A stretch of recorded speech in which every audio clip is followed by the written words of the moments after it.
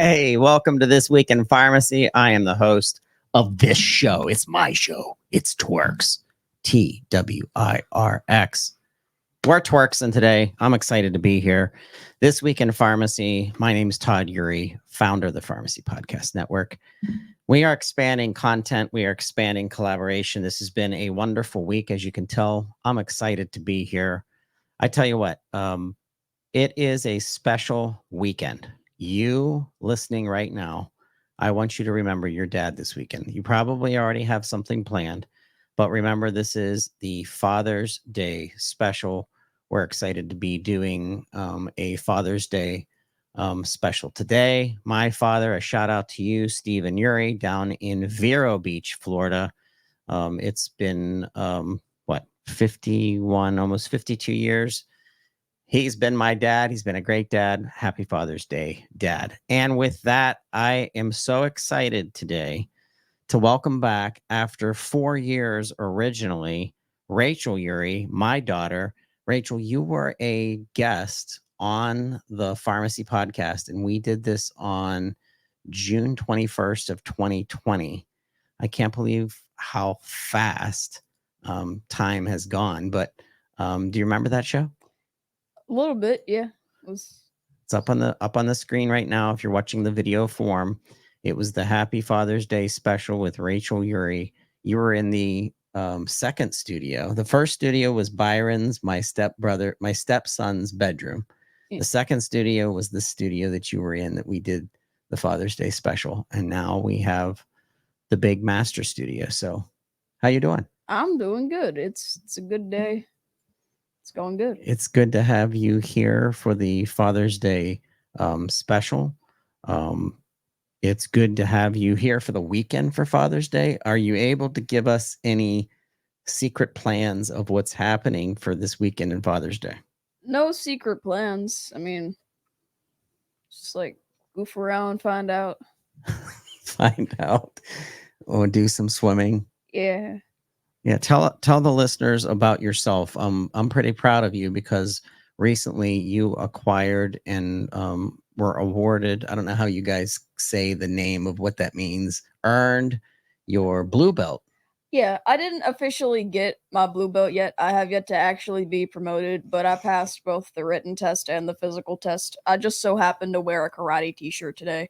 I do tongue sudo, which is a martial art, and blue belt is the one right before black belt. So I'm getting there. That's awesome. I'm very proud of you. How many years has this taken to get to the blue belt stage? 6.5. That's crazy. Most of the time it takes less than that. I'm just kind of slow. So 6 years. Hey, shout out to Sean Naran. We are wearing the Acor RX hat today. Rachel's got the hat on. Shout out to a pharmacist and pharmacy owner that's doing some crazy things out there. And happy Father's Day to you, Sean. Happy Father's Day to everybody. So Rachel, back to you. Tell the listeners kind of what you're interested in and what you're thinking about doing with your life. What I'm doing with my life? I mean, I don't really know about life. That's a lot. It's a lot to take on. That's a lot to take on. But if you had to pick something right now, what would you be doing? I think you want to be a pharmacist down deep inside. Not really. I can't get her to be a pharmacist, right? Probably not. You say, and you always talk about maybe engineering or something, right? Yeah. Or maybe being a teacher. Oh. One of those two. Yeah, you'd be good at either of those. Yeah. All right. Well, Rachel, we have a really good show today.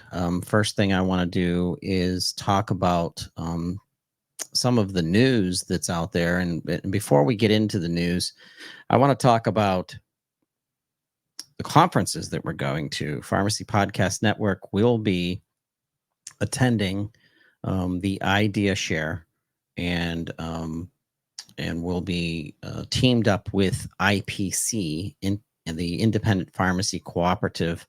That's going to be in New Orleans, and it's going to be McKesson's Idea Share is June 23rd through 26th. It's going to be a great event. We love going to the Idea Share. Lots of technology talk, lots of innovation talk about what's happening in our independent community pharmacies.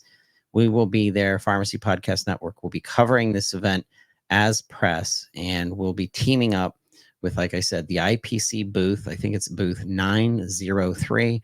And then also Waypoint Strategic Advisors, who's coming out with insurance programs that community pharmacies can sell to small employers, school districts, businesses within your own area. They actually help you to do it. They are like a business development force for community pharmacy. We're excited about teaming up with them. And then Dr. Adam Robinson. Dr. Robinson will be teaming up with the Pharmacy Podcast Network to go to the RBC, the Retail Business Conference put on by Cardinal Health. And we are very proud to be covering the RBC and have Dr. Adam Robinson covering that event. This is a big conference, 7,000 attendees, over 4,000 pharmacists, 350 exhibitors. This will be in Chicago. This will be July 24th through 27th. If you are going to RBC, please connect with Pharmacy Podcast Network. We would like to schedule a time for you to talk with Dr. Robinson. He's known as the workflow whisperer, and that's because he is good at setting up workflow for community pharmacies and helping you to overcome things that are keeping you from leveling up. And Rach, what pharmacy do you guys go to over in Evans City, Pennsylvania? Most of the time we use the Walmart pharmacy. Oh yeah. Do you actually know your pharmacist at Walmart, or? No, not See, really. The average bear patient out there probably doesn't know who their pharmacist is. And I think that there is something wrong with that. I think you should know who your pharmacist is. I haven't gone to the pharmacy in a little while. So. That would mean that you probably had some kind of infection or some kind of ailment. So maybe that's good. But if you ever go past the Walmart pharmacy and you see the pharmacist standing there, just give them a wave. Just be like, hey, do you listen to the Pharmacy Podcast Network? My dad runs that. Listen, it's on Spotify. Listen to it. You can start advertising. I have to make you walk around with t-shirts or something up in Cranberry Township, Pennsylvania. All right, let's get back into the news. I'm telling you what, we have multiple things happening in clinical trials, and pharmacists are becoming much more involved in clinical trials and driving clinical trials. A shout out to Jenna Quinn, known as the leader of Perfecting PEDS, which is a consultant organization focusing on the needs of children and medications.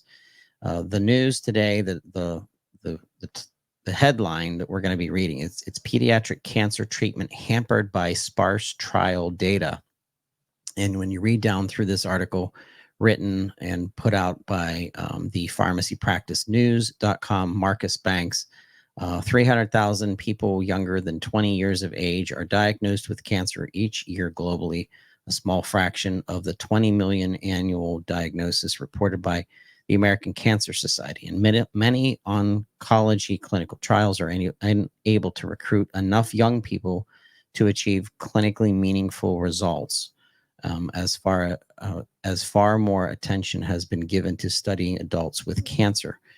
So this is a major issue, just to continue to glean and develop new products and new treatments in the pharmaceutical markets. And community pharmacy specifically, has an opportunity to help in this if you could become part of the recruitment efforts in getting people to participate in these clinical trials. And it could be specific to a specific cancer. But I want you to connect with Dr. Jenna Quinn, who leads Pediatric Pharmacist Review podcast, and just know that she's there as a resource. That's a portion of business that you can become an expert, obviously, within your community with some assistance from pediatric pharmacist experts, and just keep giving your community what they need and what they're challenged with. I mean, people are scared, especially if their child gets sick. I know I would definitely be scared if you got sick, but you're not. You're healthy. No, I'm good. Yeah. You're a tongue sudoer. Is that a thing? Saying tongue sudoer? No. Doer? A tongue sudoer. Mm, No? not really. You are not as talkative this podcast like you were last time. Uh, What are you going to even do this summer? I'm not entirely sure. I know. You're just kind of a... Can I shout out our guy here? Yeah, why don't you shout him out? Tell us about him. I made him a year ago last year for Father's Day. I call him Tood, but he doesn't like that name. I don't. I think it needs to be. So for people that are just listening, Rachel made me for Father's Day a hand knitted, hand constructed person that has the podcast symbol on his chest. It's in the gold yellow, which is one of our colors. He's got the blue jeans on, which is what I always wear. And he's got the Todd glasses and the little goatee mustache. And it's a cool little thing. And I had to put it up in the studio. So I appreciate that gift. All right, back to news. You're getting me off track, Rachel. You're going to get fired. Oh, no. The next thing is, so, we love technology. I can't get enough of the discussions that come through the Pharmacy Podcast Network about pharmacists leading technology. One of those new podcasts is called the Digital Therapeutics. And I want Dr. Simi Byrne to do an interview with DeepWell Digital Therapeutics. So DeepWell Digital Therapeutics launches Zengents, and it's a game to help treat mental health. This is fascinating. We know that digital therapeutics is considered kind of novel and new to the scene of different conditions, focusing on lung disease, focusing on the smart inhalers, and of course, gaming, and what gaming can tell us in gathering clinical data. DeepWell Digital Therapeutics, a maker of games to treat mental health, has launched Zengents, and it's the first action video game treating mental health. Launched in Meta Game Store, DeepWell builds the game as the first therapeutic released in the store for virtual reality applications. Once again, fascinating, in the hands of our psychiatrists and pharmacists to dial into medication needs is something of the future. And I think there's a lot of pharmacists out there who would be poised to take full advantage of technology and digital therapeutics in therapy. Can you imagine, Rachel, playing a video game as part of mental health? That would be neat. Yeah. Because all the games you play now, what's the number one game you play right now, video game? I like Animal Crossing. Animal Crossing's good. I see you and your little sister Lola doing Roblox too. Do you do that one? Not really. No, I think she does. I don't know. What do you think the most popular game right now is for kids your age? Kids my age. Not really sure. I'm not sure if people still talk about Fortnite or if that was like a third grade thing, but that's kind of still mostly a thing, I think. Fortnite. And then are there mods to this Fortnite that you can do and change costumes and like things from outside other games? Like, can you do a Star Wars themed Fortnite? There might be. I only ever played Fortnite once for like a minute. Well, think about that. The future of video games in connecting people to treatments and to feeling better and to kind of delving into what's going on in people's minds and getting more information out. Yeah. All right. Last thing we want to talk about, drug shortage hits highest number since 2001, impacting patients, hospitals, and pharmacies. I still don't understand how this can happen in the modern day, but drug shortages are definitely impacting healthcare. And it goes on to say how frustrating our hospital systems are, our specialists are. There were 323 drug shortages during the first quarter of 2024. That's the highest number since 2001, according to the University of Utah Drug Information Services. This includes chemotherapy drugs, painkillers, medications with impacts to pharmacies, clinics, and hospitals. Major issues. Rachel, drug shortages.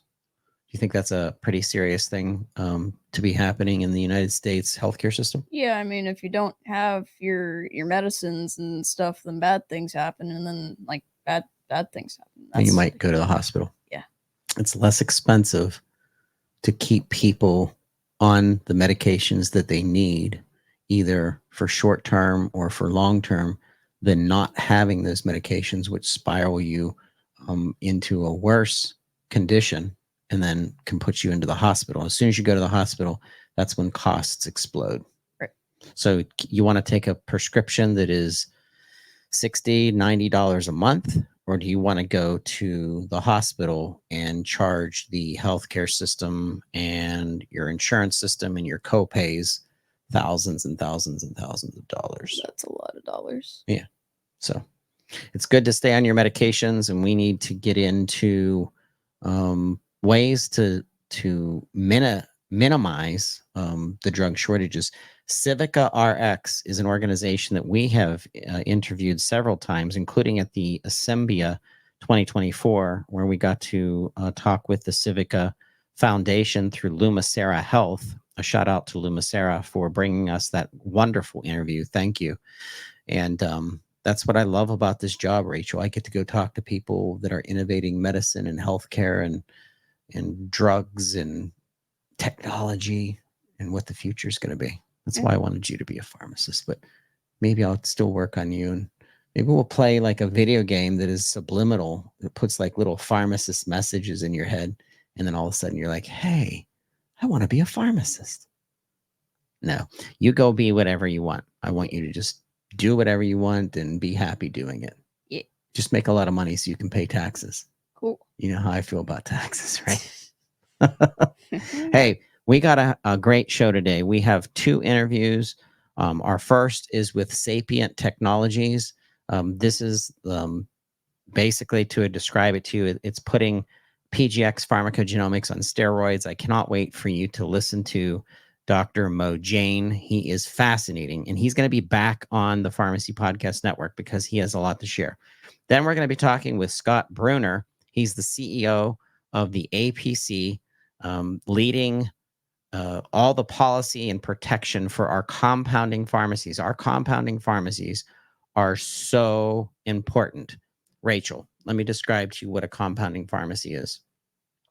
So if you are allergic to a specific medication that comes out of a bottle that's been pre-manufactured by a pharmaceutical company, and the way that they manufactured it, there's something in it that makes you sick, that you're allergic to.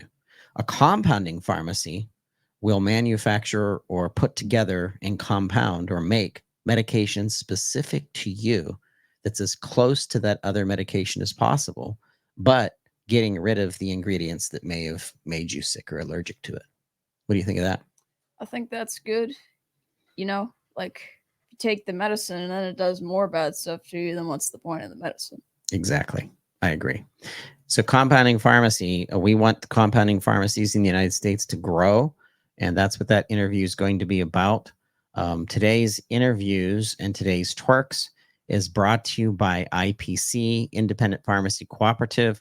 We'll be listening to a message from them, and then we're going to get into the interviews. Hey, thanks for listening to This Week in Pharmacy Father's Day special with Rachel Eury. Yeah.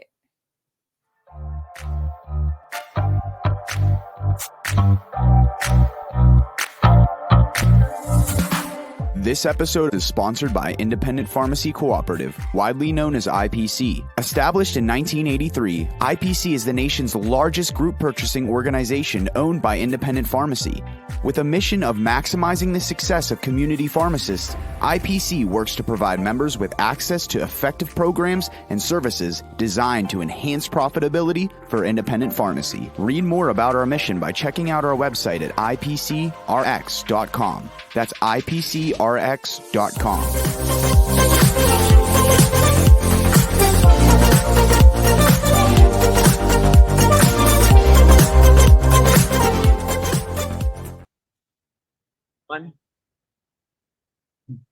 Hey, if you listen to any of the Pharmacy Podcast Network's podcasts, you'll notice that we've had a theme for years that we keep coming back to because of brilliant pharmacists like Dr. Becky Winslow and Dr. Banaz Surami, when we're talking about pharmacogenomics and the impact to patient health, patient outcomes, being able to pinpoint, is a medication going to be metabolized by somebody based on their saliva test or a blood test?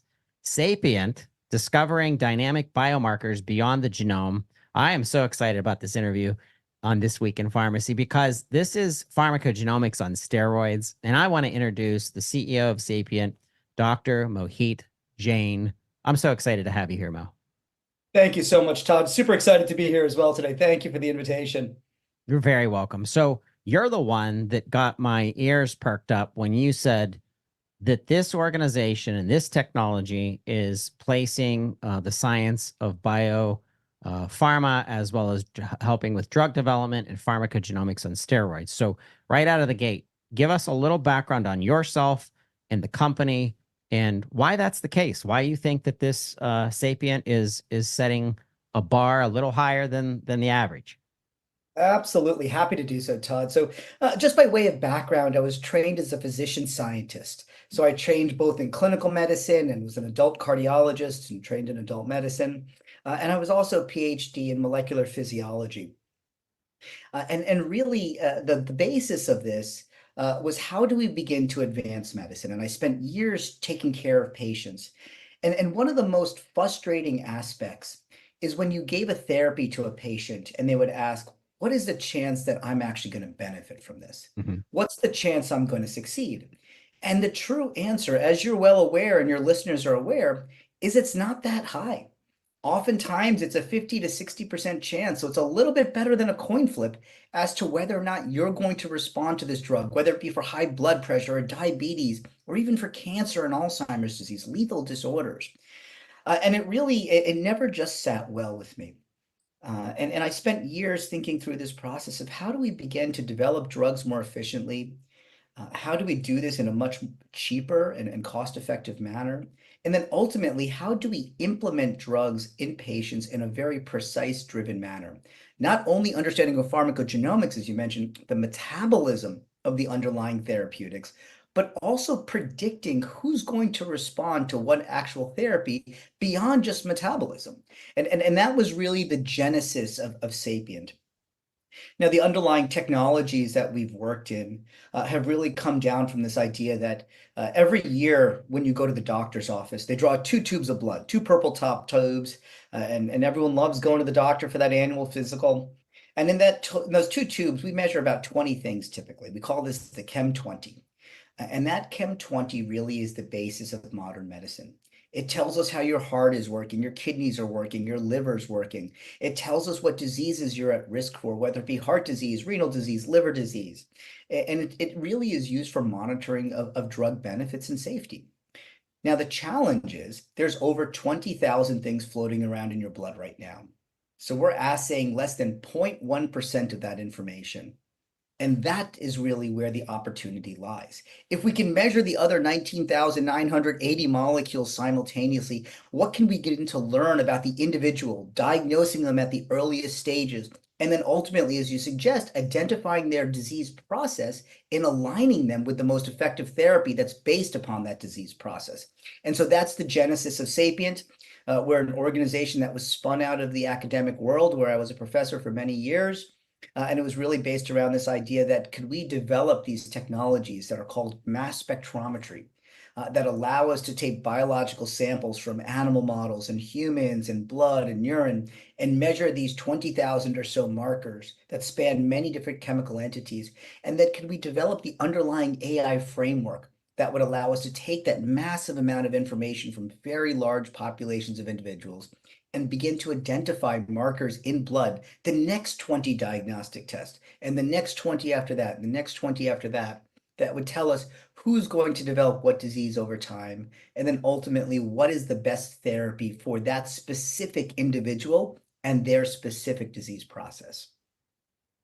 Mo, it's fascinating because something you're describing, I've heard in other conversations in clinical trial discussions, and how AI will help to accelerate clinical trials based on the preset data that has been already extracted through all these other studies, almost like bookmarkers where you're saying, hey, we already have this oncology study on, brain cancer or something. I make horrible examples because I'm not a clinician, but it sounds like to me that you will help to accelerate the development of drugs and then also personalize and make a precision medicine forwarding of the treatment and of the therapy.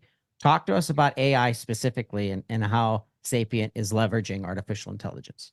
Yeah, absolutely, Todd. And you're definitely correct in that we operate at multiple different levels. A lot of the work we do is in service of the biopharma organizations who are doing the hard work of drug development, where it's our job to work with them to accelerate the development of those drugs from very, very early stages where you're doing target ID and validation through development of the individual therapeutics, whether it be small or large molecule antibodies, gene cell therapies, et cetera, all the way through early toxicology and then through their clinical trial programs. And as you suggest, and then ultimately, as you said, and for precision guided therapy in patients as well. And as you suggest, AI is a remarkable new tool here that can accelerate every single aspect of the whole development chain and the implementation of clinical care in patients. Now, there's two aspects to AI, and we oftentimes focus on one, but both of them are required for really strong prediction. One is the underlying algorithmic work, the computational, the computing work that goes into AI. And there's been huge leaps and bounds that have changed with natural language processing and LLMs and other aspects of AI, neural net-based work over the last 4 or 5 years. And that's the computing part. That is the business end, the engine. What fuels that engine, though, is the data. And oftentimes, the scary truth is that it's no longer the computing power that's the limiting factor. It's the quality and the type of input data. So the way we approach AI-based diagnostics, whether it be for drug development, for diagnosing patients, or for implementing therapies, is by trying to solve both of these problems at once. We're inputting very specialized data that comes from our mass spectrometers, again, in which we're measuring these 20,000 or so metabolites and lipids and proteins, what we call metabolomics, lipidomics, and proteomics typically, from a biological sample, like a blood sample, and then inputting that into the AI algorithms. And when you couple these two aspects together, this is where the magic of computing really comes to life. And again, this can be aptly essential at very early stages in the drug development process, as well as for clinical trial enrollment and stratification, and then ultimately for precision guided therapy in patients. That's fascinating, Mo. And something else that's come to mind as you're talking is we have a rise of pharmacists who are blending the pharmacological and science with the holistic and the natural food as medicine, for example. And the microbiome comes into play where how gut health is now being looked at by physicians, by researchers, and obviously by our pharmacists that are tied into that. And you did a massive research paper of over 29,000 diverse individuals, and you were reconstructing the landscape of the gut microbiome species. And this was fascinating. I even had a chance to read it. But the reason why I'm bringing this up is CNET.com did an article very recently that said gut health matters, why you're bloated and ways to restore gut balance. I like bringing intelligent people like you, mixing it with our intelligent pharmacists, but always remembering that current events and people like me, who is the lay person, the non-clinical educated person, and when we mix those three things together, we really come out with application. So talk to us about some of this research and how Sapient is taking advantage of where gut health is becoming so much more talked about in the world of medicine and of healthcare. Yeah, absolutely happy to, Todd. And first, I would not consider you a layperson in any aspect of this. You have tremendous amount of expertise, which is quite broad in understanding the various angles to this whole process. So gut health, as you're suggesting, is a very important aspect. And just to take a global view of this, when we talk about the microbiome, just so everyone understands what we're talking about, the way humans have evolved over the last 10,000 years is to live with the microbial world in which we're continually sort of exposed to. These exposures to microbes happen very early in utero while they're being developed in the uterus during sort of the birthing process, and then continue through early life and all the way through adulthood. Now, we have millions to billions of these microbes that are part of our GI tract, so they inhabit our gut. They're responsible for breaking down the food that we eat into secondary products, and they release those secondary products into our bloodstream. Now, there's many ways, and there's been landmark studies, I should say, that really have begun to interrogate the gut microbiome and how specific microbes that are in our gut can facilitate health or can facilitate disease states. And then thinking about how we can begin to antagonize the bad microbes and promote the good microbes through both probiotics, food as medicine, as well as through traditional pharmaceuticals in order to maximize health over time in individuals. And it's without question that gut health and the microbes that inhabit our gut are essential to certain diseases. You talked about bloating, diseases such as colon cancer, immune response, including in cancer, is extremely linked to the gut microbiome. Nutritional states, allergy states, malnutrition. There's many aspects of the gut microbiome that influence human development, normal life, as well as disease processes. And so it's extremely important. You can think of it as the new organ. Just like in the way we have a liver or we have a heart, we have a gut that's not only our colon, but consists of all the microbes that are within there. So the way we think about the gut microbiome is from the functional end. So the way we measure this now scientifically is that you take a part of, typically it's a stool sample, a fecal sample, and you're sequencing all the actual bacteria that are in there using something that's called 16S or metagenomic sequence. But essentially you're mapping the DNA and you're saying there's this much of this bacteria, there's this much of this bacteria. That tells you what's there. It doesn't tell you what's functional, and it doesn't tell you what they're making. Bacteria are fundamentally chemical factories. So if you give it different substrates, different inputs, it'll make different outputs. Those outputs are what are absorbed into our blood and have the effect of the gut microbiome. It's the business end of the whole process. And so to give you an idea, when we think about metabolites and lipids that are floating around in our blood, and there's thousands of them floating around in our blood, a small fraction of which have ever been mapped, several hundred to several thousand of those molecules come from our gut. Jeez. And they're the products that come from the microbiome. They're the business end, the functional end, once again, of these microbes that that live in our gut, inhabit our gut. And so we've become quite good at assaying those thousands of gut-derived or microbial-derived metabolites in human blood. And when you look at these, they're heavily enriched for development of certain diseases over time. And so there's a fairly important and prominent research paper that's in the final stages of review here that we'll be releasing soon, where we've looked at this across almost 10,000 individuals, where we've sequenced those microbes within the gut, looking at their DNA, and we've mapped the molecules that they make in the blood in large populations as well as in cellular systems. And it's absolutely remarkable how chemically diverse these organisms are that inhabit our gut and what they make. And by assaying them now in the blood, we can measure the functional influence that comes from the microbiome. Mo, this is great because the gut and gut health, especially with the merging of the pharmacological with the holistic, has become much more prominent and being talked about between physician, patient, of course, follow up for treatment through our pharmacists. So Sapient has an opportunity to present individual studies based on anything. It goes beyond just gut health. Where else, the paper that you wrote, and by the way, listeners, I'm going to put a link into this paper because it is fascinating. I've been reading parts of this as Mo's been talking, so you have to take a look at this and read this paper. We will have a link in the show notes.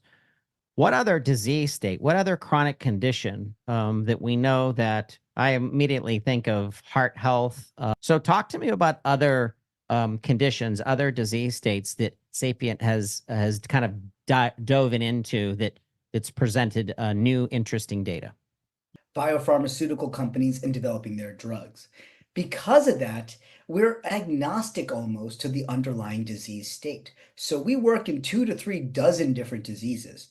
Everything from heart health and metabolic health, as you just mentioned, maximizing cardiovascular health over time and longevity, heart failure, arrhythmic heart disease, including atrial fibrillation and other problems of the electrical circuitry of the heart.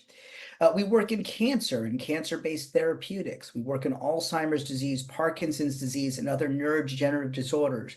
We work in metabolic disorders such as obesity, diabetes, understanding weight gain and weight loss, renal disease, liver disease, and MASH, gut health, and GI illnesses, including autoimmune diseases, IBD, and then other types of common diseases, as well as common conditions such as maternal fetal health, and other aspects of vaccine development. So we're relatively agnostic to underlying disease state.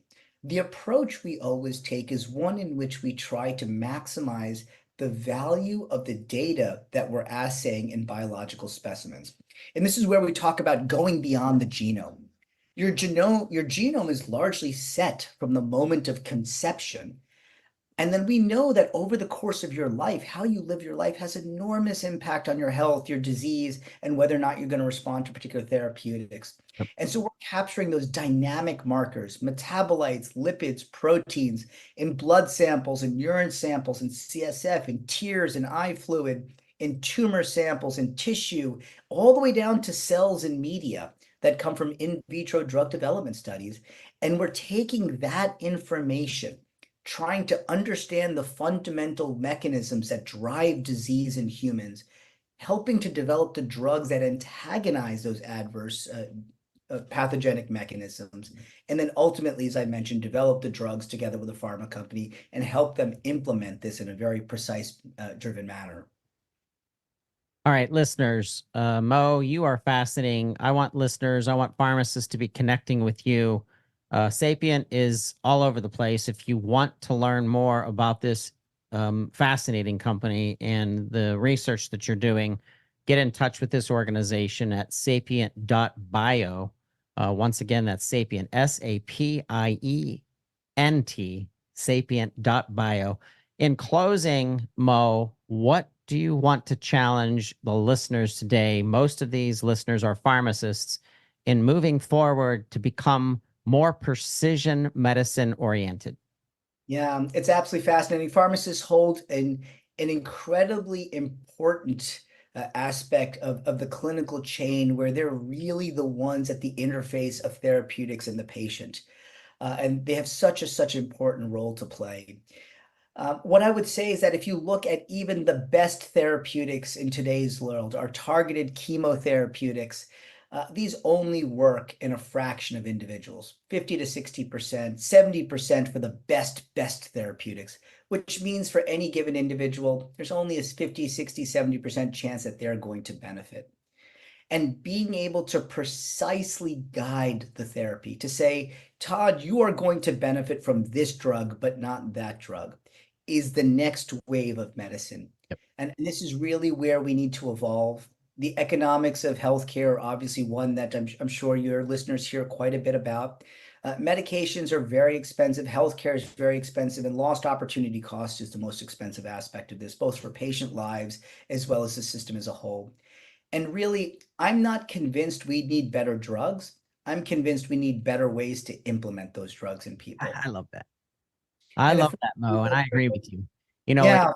I've heard from pharmacists, from our two specialists on our network, Dr. Becky Winslow and Dr. Bernaz Sarami, who concentrate on pharmacogenomics, and they've made comments. We want physicians to no longer play intelligent dart throwing, where they're, trying to hit the bullseye, but they only have so much information at their disposal. Sometimes that information is changing. And then when you combined the molecular with the individual, with metabolism, with food, allergies, if you don't dial in, it's intelligent guessing, and it's all you have. So I want to get more pharmacists connected with you. I know you probably are a big LinkedIn person, but if you're watching on YouTube, if you're watching through social media, if you're listening, to the podcast through your favorite podcast player, reach out to Mo, M-O, Jane, Jain, Dr. Mo Jane. This has been very special for us. Mo, I want to say thank you to the Sapient team for getting us in touch with you. And please promise me that you're going to come back and dig deeper into this and get nerdier, because I can only go so deep as a non-clinician. Todd, I can't thank you enough for your time. Thank you to your audience and the listeners. We'd love to connect and be back here and have a more in-depth conversation. We can nerd out all day together. And for any of your audience, please don't hesitate to connect with us. There's a big world out there for clinical care and for pharmacodevelopment of drugs, and we play a part in it, and we'd love to sort of increase that field and just help everyone work better. Thank you so much, Dr. Mohit Jain with Sapient. This is an incredible opportunity. Thank you, pharmacists, for listening. Thank you, pharmacy technicians, the right hand of our pharmacists, for everything that you do. Please subscribe on all of your favorite podcast players. Look up Pharmacy Podcast Network, and we'll hear from you next time on This Week in Pharmacy.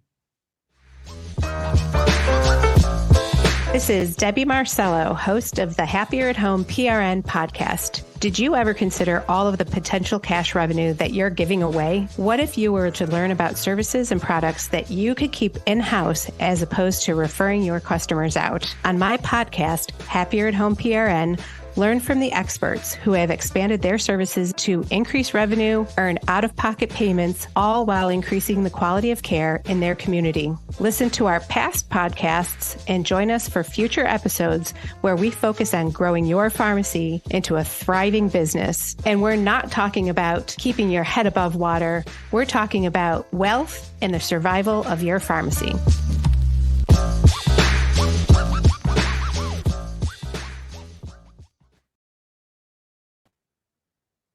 Hey, and on This Week in Pharmacy, a special guest, CEO of the Alliance for Pharmacy Compounding, Scott Bruner. Scott, it is so good to see you. We need to do this more often, because I can't remember the last time that you and I were talking on the podcast. It has been a while. Thank you for your interest in APC and the work we're doing to make sure patients have access to compounded medications. Yes, and that's a very important subject. There's pop culture that are kind of blowing out of this with some of the things that are happening in our markets. And there's a lot of pharmacists that are saying, time out. Why is our culture always ready to take a pill and feel like their life is going to be magically changed when it's not even good health to think so? And you really need the balance between what's available and what's sustainable and what's long-term health, and what protections does the APC drive true compounders because of the regulations that you set, because of the practices that you set, and you're backing the pharmacist oath to keeping our public safe. And there's a lot of people out there, Scott, who don't know that and don't realize that some of the big names in publishing that are out there that are putting out information on compounding are just not true. Because they don't have all the data. And so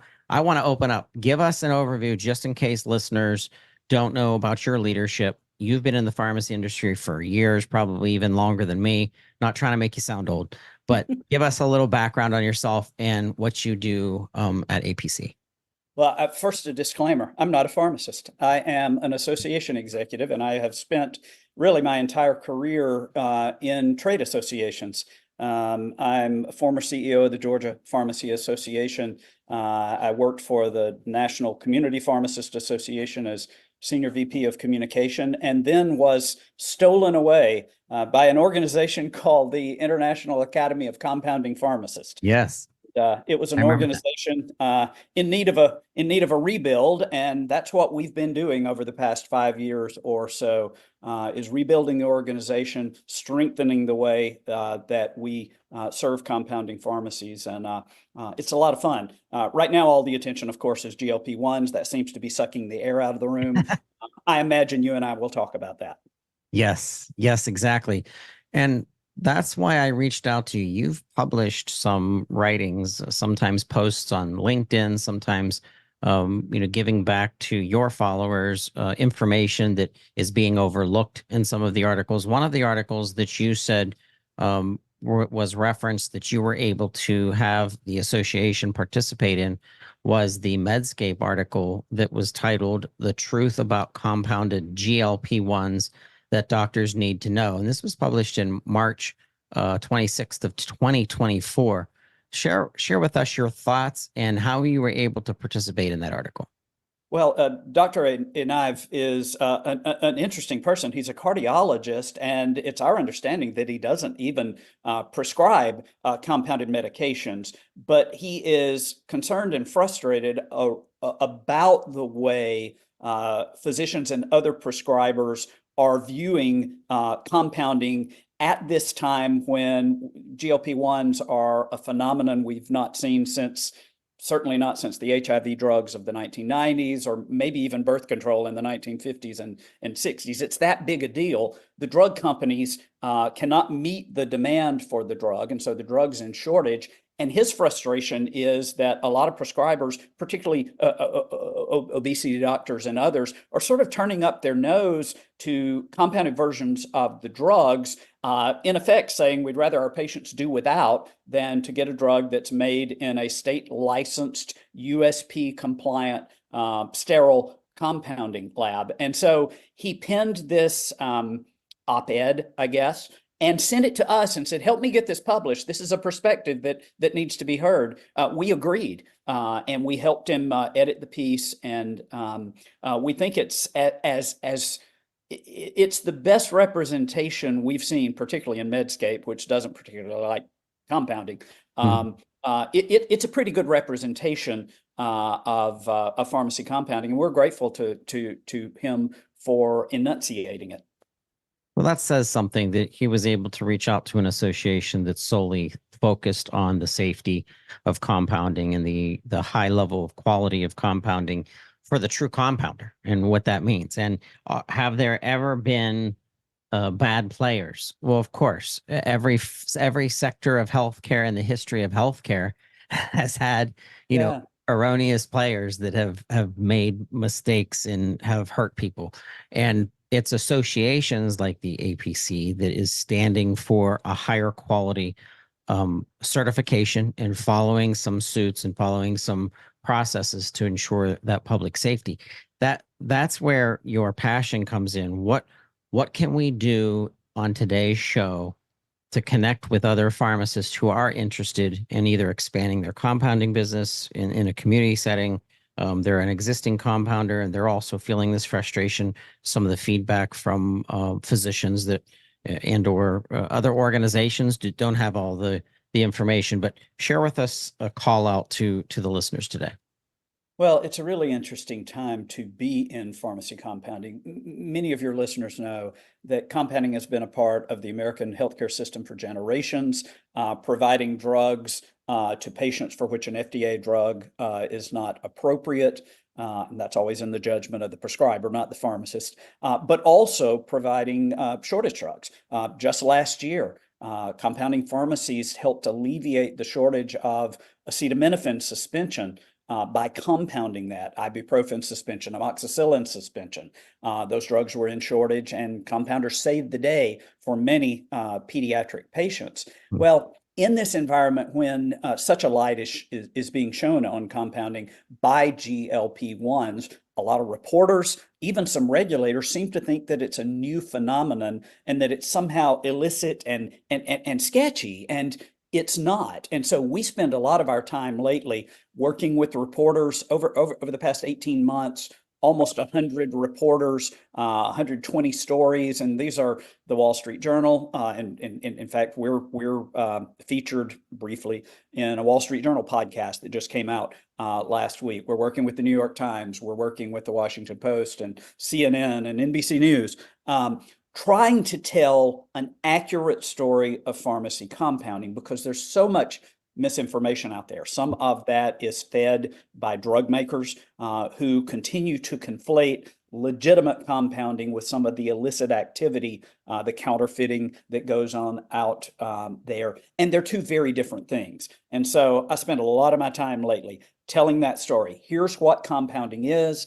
Here's how you can know that the compounding pharmacy where you get your drug is legit. And here's how you can know that that compounded drug is what it says it is. And so that's kind of the universe we live in right now. GLP-1s are certainly not the only thing that compounding is doing. And you and I had chatted a little bit beforehand about PBMs and DIR fees and all the non-existent margins in independent pharmacy right now. We are seeing a move from some independent community pharmacies who have done traditional retail.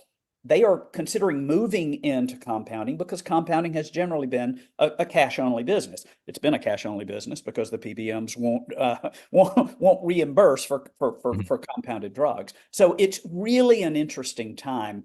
GLP-1s, yes, compounding pharmacies are saving the day in preparing those drugs right now, but there is a whole range of other medications where we are helping, our members are helping Americans live more normal lives because of compounded medications. And that's the story we're trying to tell.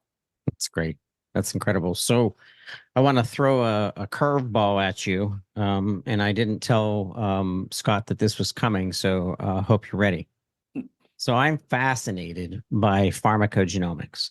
I started getting involved in understanding what that even meant back in 2016, because I had an opportunity to work with a company called WellMed out of Greensburg, Pennsylvania, near Pittsburgh. And they were doing an app that would quickly tell physicians if their patient was candidate to get reimbursed, to get their claim reimbursed for a pharmacogenomics test. That technology was bought up by UPMC Enterprises out of Pittsburgh, probably jettison ahead of time of about 3 or 4 years. But regardless, that opened my mind up to the toolbox or the tool that is PGX in the hands of pharmacists to really dial down into very specific therapies. And when I put on top of PGX the world of compounding, imagine a compound, or not a compound, a manufacturer's medication that it is what it is. It has the exact same amount of drugs in it, and it's literally a compound that's just basically mass produced, right? So if your patient took a test and you found out that the average dose of the ABC drug, based on their consumption and based on their ability to break it down and to absorb and metabolize, if a compounder was to take that same basic formulation but make some adjustments to it in order to catch up with their breakdown, their metabolism, and really dialing into the true patient's need based on data, aka the PGX results. Imagine compounders being able to use technology, use artificial intelligence, and dial into that to show the world, for that matter, or at least in our system, we're stuck in the United States PBM world, but really to show, hey, we can save a lot of money by not having to intelligently guess what this med's going to do, because we have the data and now our compounders are dialing it in. Yeah, well, and in its most rudimentary form, some of that is going on now, particularly in the universe of hormones. You may be aware, your listeners may be aware, that there just aren't that many, relatively speaking, FDA-approved hormone products for the range of patient need out there. And so compounding hormones, bioidentical hormones, is a big part of many compounding pharmacies' practice. A lot of that testing right now goes on between the pharmacy and the prescriber. It's, again, very... again, I would call it rudimentary, but we are talking about ways to create point-of-care hormone testing there at the pharmacy, where then the pharmacist, based on his or her expertise, can recommend to the prescriber, based on a particular patient's physiology, et cetera, the right dosage form, dosage strength, et cetera, for that particular patient. So we're very much on the front end of that, not as sophisticated as what you've just described, but I think we're moving in that direction. Well, there's organizations out there that may build something tighter in tech, and it'll be a compounder that's going to have to facilitate the adjustments to such a medication or to a prescription. But that's exciting. So what other pieces of technology excite you in the world of compounding right now that's really going to help to accelerate our compounders? It's not technology per se, but there are some trends in compounding that I think are worth mentioning. With the advent of new USP chapters, USP 795, which standards for non-sterile compounding, 797 standards for sterile compounding, and USP 800, which oversees hazardous drug compounding. The cost of compliance for compounding pharmacies is escalating quickly. There are pharmacies, and in fact, we're going to release data within the next month indicating that a number of pharmacies are giving up hazardous drug compounding simply because of the compliance cost to have a USP 800 clean room, the HVAC requirements that are associated with that, et cetera. So we're seeing some pharmacies step away from certain aspects of compounding because the cost of compliance are so high, but that's also driving some consolidation. And so we're seeing the emergence of holding companies in compounding. We are seeing compounders buy up other smaller compounders. So you might Wedgwood in the veterinary compounding space, Belmar, Empower, Revelation Pharma is a holding company of pharmacies, and that's sort of the new trend. And the other thing that's underlying all that is the introduction over the past, certainly within the past 5 years, and for the most part more recent than that, the introduction of private equity into the pharmacy world. And so there are quite a number of compounding pharmacies that are being supported by private equity in investment right now. So a lot of those are sort of business trends, but those also drive how patients access compounded medications. We're also seeing quite a rise, as you may know, in telehealth platforms. Many of those telehealth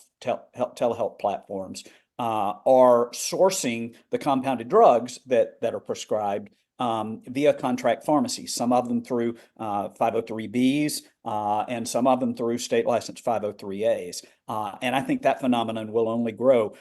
In the past 2 years, both Hims and Hers, that ought to be a recognized name to many. You see their commercials during Jeopardy every evening, or Ro, used to be Roman. Both of those are now members of APC because they value the advocacy work that we do. And yeah, Hims and Hers just this past week has announced that it is moving into prescribing GLP-1s, compounded GLP-1s, and those are being sourced from a 503B. I think Ro is also doing that and has been a bit longer than Hims and Hers. But again, both great APC members, and it's interesting to us that telehealth platforms are finding value in the work we do in defending and protecting pharmacy compounding.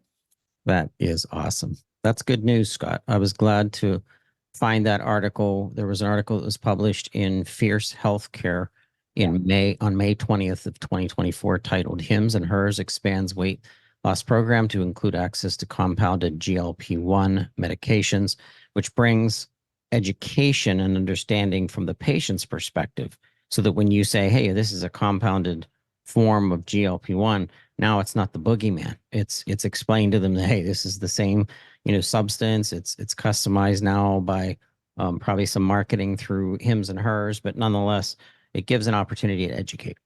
Yeah, there's a component of that too worth mentioning, because I think it's going to have profound implications for compounding.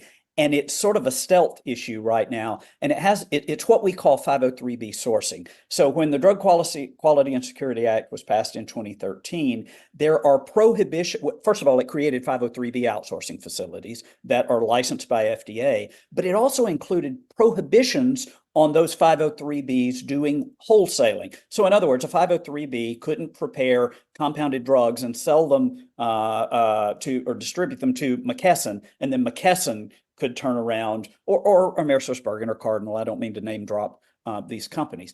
That was forbidden. But what about a 503B distributing batches of compounded drugs to a 503A?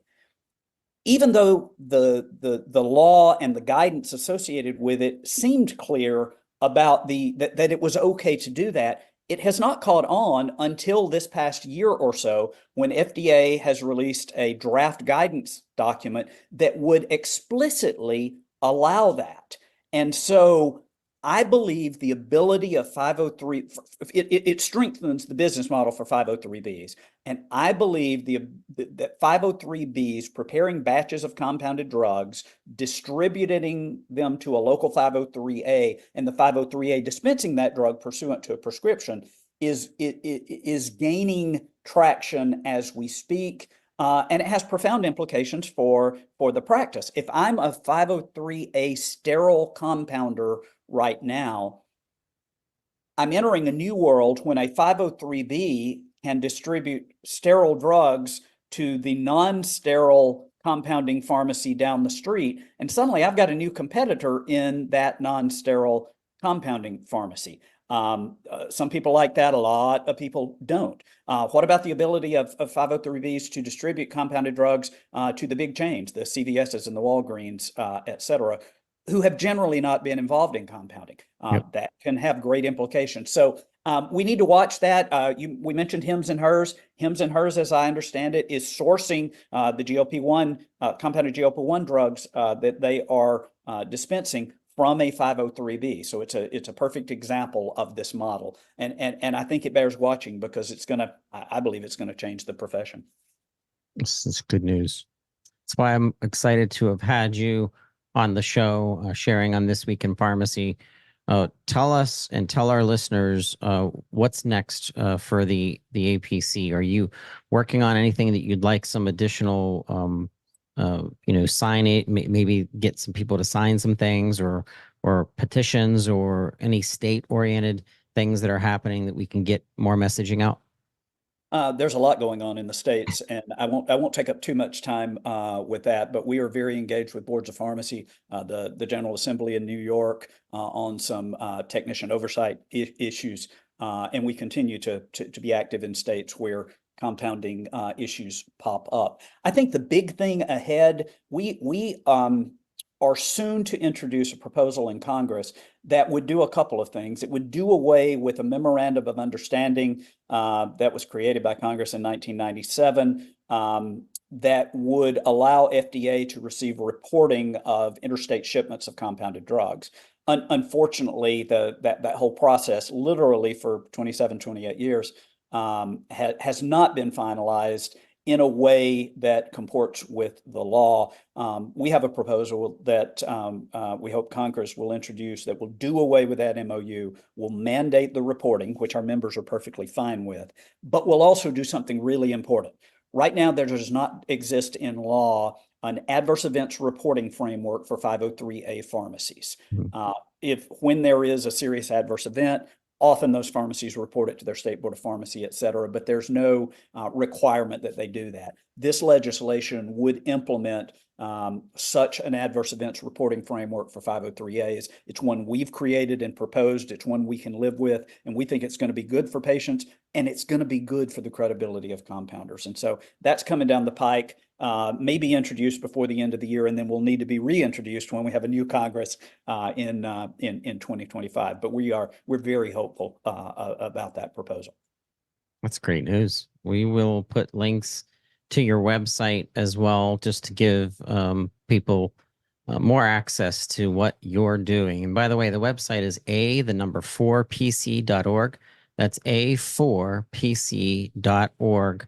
And I know that some of you are listening to our podcast and you might not see the YouTube video, but we're showing on screen the EduCon 2024. It's a virtual learning event put on by APC, live virtual learning series. It's 6 CE hours of credit, July 15th, August 19th, and September 23rd.